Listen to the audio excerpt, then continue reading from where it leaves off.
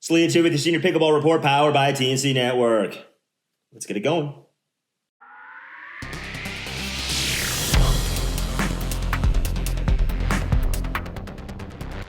All right, today we speak with John Campbell, founder and owner of World of Pickleball. But before we get to that, you know the deal. If you like this content, consider subscribing to the channel. Hit that notification bell so you don't miss anything. Check out our socials. Always something new going on in TikTok, Twitter, and Instagram. Also, all the links in the description. PCKL, Pickle Paddles, you name it. There's a newsletter you should subscribe to because we get, news all the time. Pickleball's blowing up all over the place. Keep up, subscribe to our newsletter. There's discount for shoes with FitFill down below. So check out all those things, plus a whole lot more. All right, let's get to that interview with John and World of Pickleball.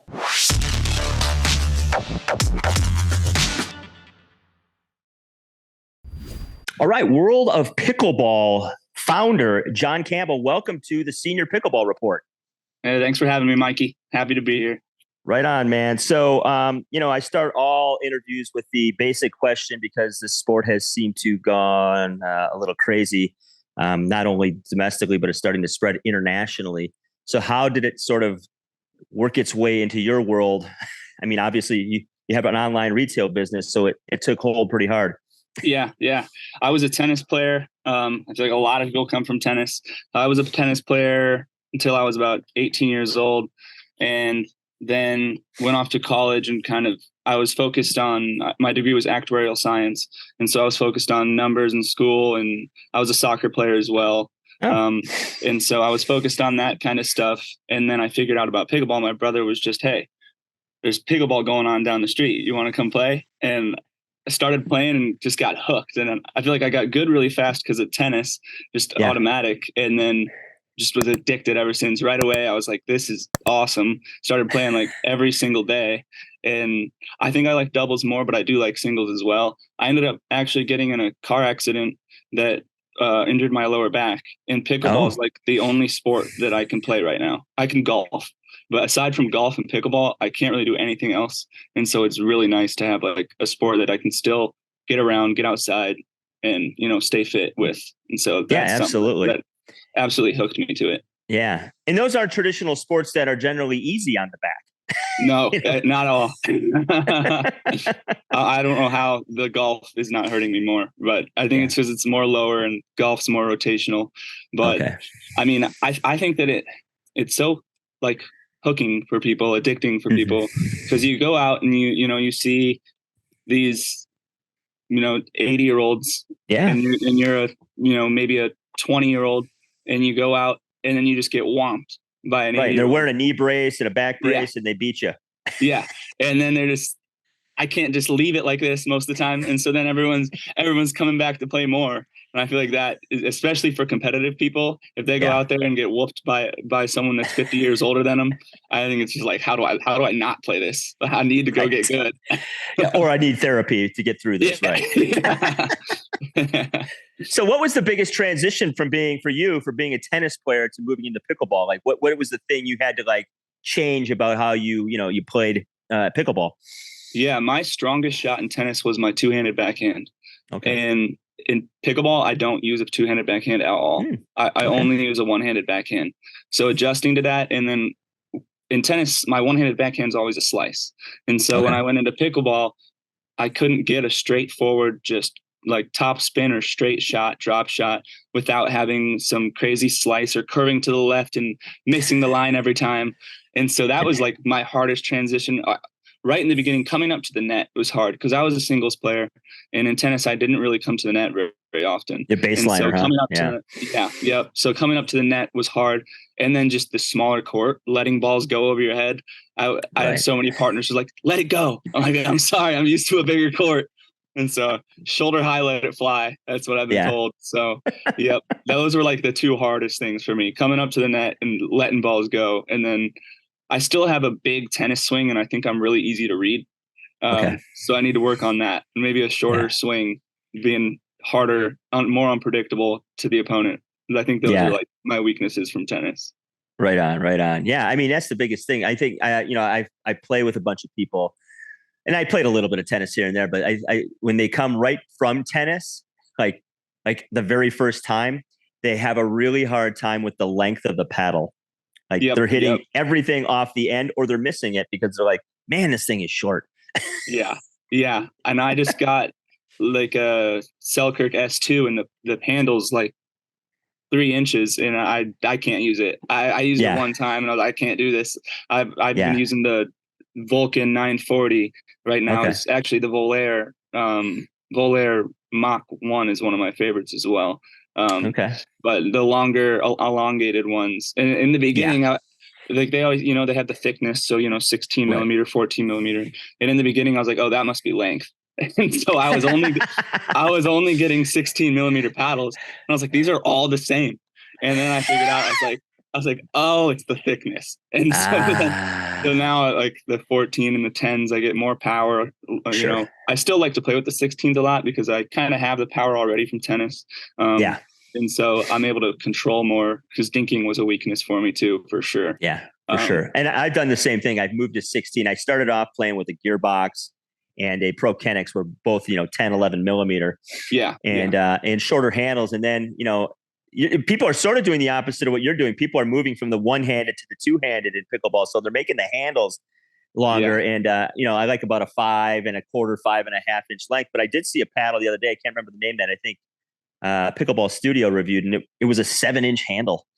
Wow. Yeah. I know. I was like, the head was only that big, but the handle was really. Yeah. And I haven't tried to put on like weights on any of my paddles, but I know a lot of tennis players like to put weights on like the frames and whatnot. Yeah, I put a little lead tape on sometimes on the bottom of mine just for a little more stability when I have to reset, stuff like that. I know a lot of tennis players like to put it on the top for head weight because they like a heavier head weight, but I get tennis elbow or pickleball elbow or whatever you want to call it pretty easily. So I try to avoid putting weight on the end a little more for me. So yeah, there you go. Yeah. So let's get into, it's one thing to play this game and to get addicted to it. It's another thing to start a business and in a pretty big business. You're not messing around here. So walk us through obviously taking up pickleball and playing that and then going, you know what, I'm going to jump into online retail and, there's folks doing this already and I'm going to do it too. And I'm going to do it in a way that, maybe other folks aren't doing. So talk to me about the idea of getting World of Pickleball going. Yeah, absolutely. So a few years ago, probably when COVID hit, I started diving into the e-commerce world. And I actually started a tech business first. And that was pretty successful. And then when I started playing pickleball, I was like, I feel like this could be a good business if I figure out a way to do it that no one else is doing it like. So, it is most comparable to, Pickleball Central, I would say, except Pickleball Central, they sponsor, they're owned by PPA. And so they are kind of in hand with them and sponsor them, while we kind of want to aim more at everyone else. The pros are the top 1%. And so we want to aim at everyone else. And so we run leagues and tournaments kind of all across the country. We're out of Omaha, Nebraska. We just had a Duper Waterfall Platinum ticket just this last Saturday. And that went really well. So we tailor towards more of the 5.0 under players, even lower than that, with our tournaments and leagues. And so that was kind of a big thing for us along with the retail. And so in the beginning, when you reach out to companies and you say, I want to sell your product, that was like the hardest thing because they want you to have a brick and mortar store. Or they want to know who you already have. And so Vulcan was actually the first brand that was like, we would love for you to sell our products. And so it started with Vulcan. And they were like pretty much our only brand on our website, and just slowly started expanding. And now we're up to 34 brands from Eula to Selkirk, pretty much you name it, Gearbox, working on some more. I love the bread and butter advertisements. I love their ads. I love bread and butter stuff too, man. They were one of the first companies to reach out to me for doing paddle reviews, and their vibe. Well, their vibe's my vibe, man. I just love their approach. Yeah, I love it. Their ads crack me up, and I'm just like, I want to partner with them. So that they're on my radar. Rhombus is on my radar, but we've got 34 all American made brands. In the beginning, I was like, what's the real difference? What's a good paddle? What's a bad paddle? What's wooden? what's carbon fiber, what's raw carbon, what's fiberglass, what is all this stuff. And so I started to kind of get into the nitty gritty of that and figure out, why are people putting their prices at this point? Why is Pro Kenix selling paddles for $275? Right. And stuff like that. And so I kind of got into a lot of that, and I wanted to figure out, how can I provide, one spot that provides not only just the products, but information on the products and how you can implement them into your play style, and what choice would be best for a beginner, an intermediate, advanced, more power, more control, etc., Right. size, everything. So I kind of wanted to make a hot spot where we could put all of that into one place, as well as kind of like a tournament central type of deal that we can tie it into with. Yeah. Because And you're giving them the equipment, you might as well give them a place to play, right? yeah, exactly. And so the tournaments are my favorite thing. I love running tournaments. Actually, so we just, like I said, we just finished up one in Omaha on Saturday, and I have one coming up in January, and it's a unique idea. My goal is to get more young players. Yeah, I want more young players to expand the whole age group. Yeah. Like when we run ads, our ad spend you can tell just based on people who are clicking and people who are viewing. People 50 plus are the demographic. Like if someone wanted to have the perfect demographic, they would only advertise to 50 plus. But old people like me, man. But I want to be able to advertise to everyone and get everyone into it, not just have, I want 15-year-olds to see pickleball ads on when they're scrolling through social media. And so building it up to the younger players and advertising to them and getting the word out with them, but also to combine the two, have seniors play with the youth. I love seeing the combination of that. Like when I came in and started playing, I was like 21, and I was like, I don't think I've ever had so many old friends. It was awesome though. And I'm a soccer coach as well. And so I'm working with 15 and under or 16 and under kids all day. And then I'm playing pickleball with older people all night. And so I'm just like, I love seeing every demographic, every race, every age, every gender being able to do one thing in common. And being able to do that is huge. So our first tournament that we did was actually gender neutral. So men could play against women. It was strictly based on a duper rating. Are you looking to stay up to date on the latest pickleball news and tips? Look no further than the Sleeve Senior Pickleball Report newsletter. Get the scoop on the sport, learn how to stay healthy while playing, and find out about upcoming tournaments. Subscribe now to get all the pickleball info you need. Hey, if you're looking for very, very comfortable court shoes, in fact, the most comfortable court shoes I've ever worn, and I've worn a lot of them over the years playing different sports, try Fitville. We have a link in the description that gets you $20 off your purchase. New paddle company, Pickle, PCKL, great paddle line, great price points. Anything you want from starter paddle to intermediate to a pro series high level paddle. Check them out. Get 15% off using my discount code. Pickle. It's the future.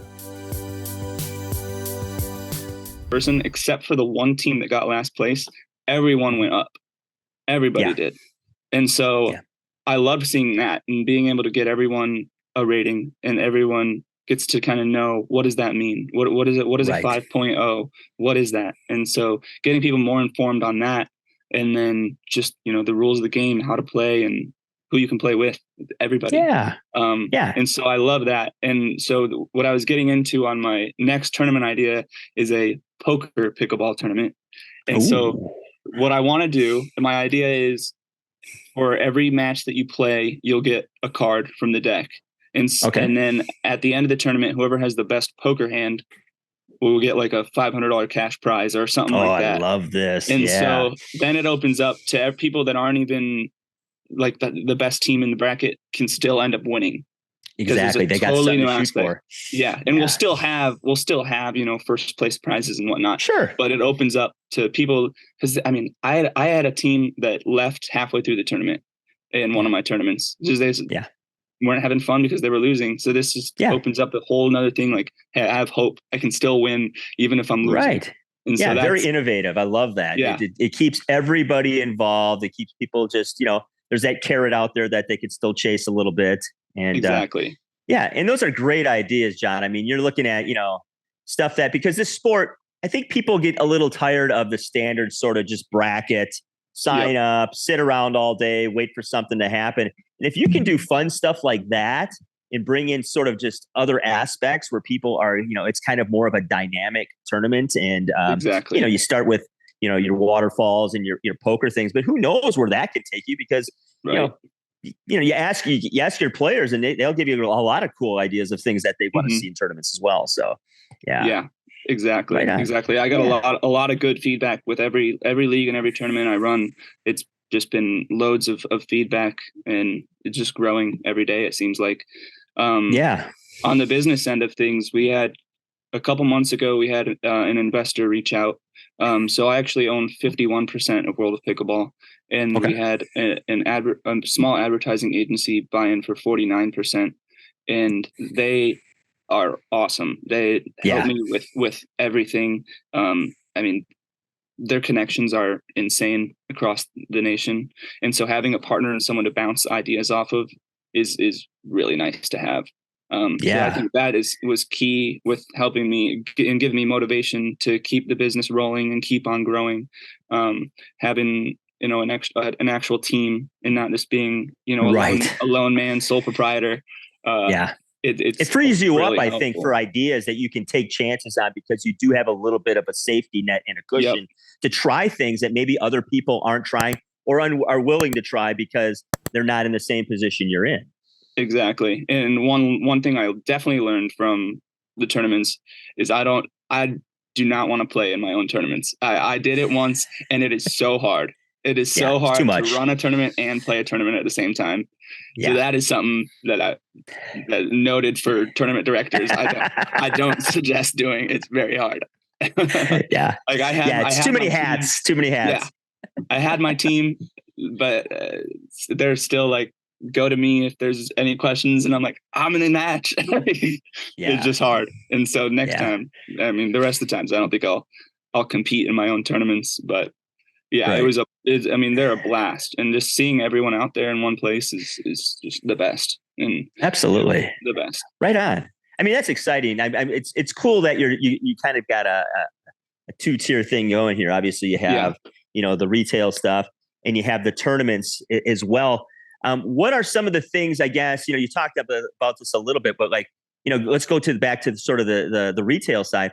What are some of the things that you did not expect, or maybe things that surprised you a little too? Yeah. I would say, in the beginning, getting businesses to actually work with you is tough. They want an established business. They want a brick and mortar store. You can't sell on Amazon or eBay or anything like that. You have to have your own store and kind of be established already. And so the hardest part was starting and getting those original partners that can back you, like Vulcan, and as you're wearing that Miles Jane hat. I love Miles Jane. Miles Jane, amazing company, amazing people. Yeah. Very, very high quality people and beautiful stuff. And so that's another thing. I wanted to be able to push the companies that people don't really know about yet. Like I saw Miles Jane on playtimescheduler.com.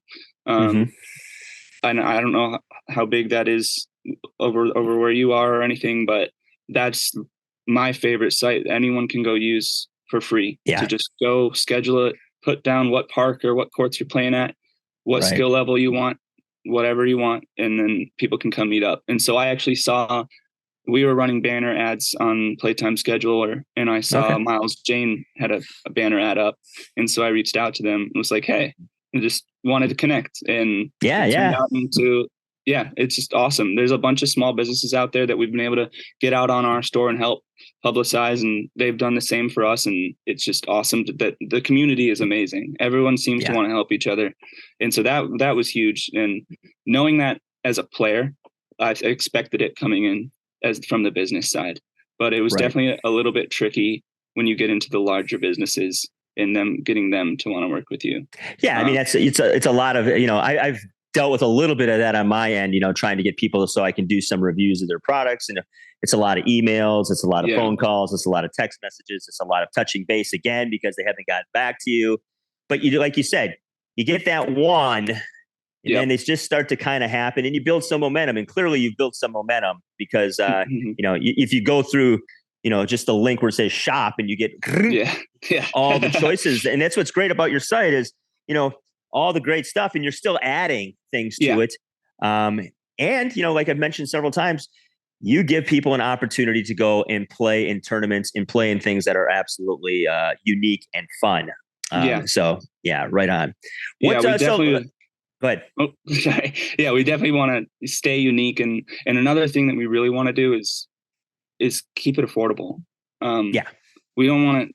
We never ever have up our prices. We go with we take the bare minimum MSRP, and every chance we get, we're throwing discounts at our customers. Whoever's on our email list, we're shooting them out, because the first time I was like, why would I buy a $150 pickleball paddle? Right. Like, why would I do that? And so, I mean, now that I'm into it, I get it. Carbon fiber, raw carbon, how much it helps your game. But we wanted to keep it affordable and give a whole variety from beginner paddles all the way up to the top notch high quality. Right. Because not everybody can make use out of a raw carbon fiber paddle. If you're just starting to play off, you don't need something like that, because it's not, if you're not hitting a lot of spin or anything like that. So I think that's a great thing, because there are so many other paddles out there that are better suited for people who are just getting into the game. And if you've watched the highest level, like I do a lot of senior pro stuff, there's a lot of high end senior pros that they're not even playing raw carbon fiber yet, because they got something that works with the style of their game. Exactly. And I think that's what's very cool about what you're doing too, is you can kind of fit people a little bit. So that's the goal, to reach out to everybody and to let everyone know that it's for everybody. And every week I'm asking people that have never played before, hey, let's go play. Just random people in my community, hey, let's go play. And then it seems like 9 out of 10 times they're hooked. And so we just keep growing, not even as a company, but as a sport. And it's amazing to see. Yeah. And I think that's what I love about a lot of the retailers and apparel people out there, is they're actually, as much as they're doing, in creating their business, they're ambassadors, and they're bringing so many people into the game. Just for their sheer love of the game, even if it's not about their business necessarily, just talking to people about pickleball, and then, putting a paddle in their hand so they don't even have to go out and purchase one. Like, I've probably given away so many paddles, and you give somebody a paddle, like, oh, well, then I'll try this. They don't have to go out and, spend some, buy a starter set at Walmart. They can get something semi-decent and go out there. And like you said, right away, you're fairly good at this game. So that's what's cool. I do love the ambassadorship and the overall community of this sport, whether you're players or retailers or whatever you're doing in it. So that's the community I enjoy about it as well. Yeah, it's awesome. Yeah. So get you out of here in a couple minutes. What are you looking down the road at? What do you see World of Pickleball going? In all aspects. Obviously, you're pretty diverse already, but what do you want? Where do you want to take this? Yeah. So like I mentioned, more and more tournaments. Our goal is quarterly tournaments in every city. So we don't have a huge chart of which cities we want yet, but we want to hit the cities that are not big yet. We want to get into cities that it's not really big in, and we want to make it big. So, we're in Omaha right now. We have some leagues out in Cincinnati. We're building up a tournament in Atlanta. It's pretty big in Atlanta already, but we're trying to look at the smaller communities. And one way that we've been able to do that is actually through Facebook. It seems like every city has a pickleball Facebook group. And so you can just go in and say, which ones have under 1,000 people? And then you can break in and try to get everyone together and play. And I think that's huge. But aside from continuing to run tournaments and leagues and adding more and more brands and products to our site, which is a lot of work in itself. Sure. We really would like to end up with our own branded product. We haven't decided on it yet. But I think that it's going to be shoes. And I would like to do something kind of like Babolat and Skechers do, and partner with like a tire company, because I only buy Babolats, and you can find both of them on our site, but I only buy Babolats because of their Michelin tire sole. Like my last pair of Babolats lasted me 8 years, I think. Wow. Now we're talking. Yeah, from tennis and pickleball combined, like every day. I was an everyday tennis player, an everyday pickleball player. And I mean, I definitely put holes in them after Sure. 8, 9 years. But 8 years, my God. Yeah, exactly. From running around and I can't get crazy. 8 months. So I think that's our big thing that we're aiming towards is creating a brand. I love it. I don't think that making another paddle is niche enough. I think everyone's making paddles. Shoes are, I think, a great place to go, because I've been looking at shoes and trying to do more reviews on shoes, and there's not a ton out there. You know, there's a lot of, court shoes, but specifically designed for the sport. Exactly. Yeah, I agree. I think you got a great idea there.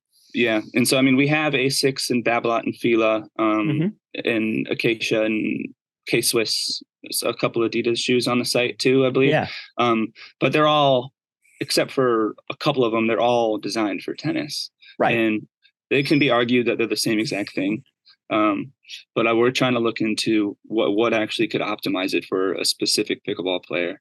Right. And we've also been getting a lot of feedback just with, like, this was one of our tournament shirts, and we've been getting a lot of feedback on people loving our shirts.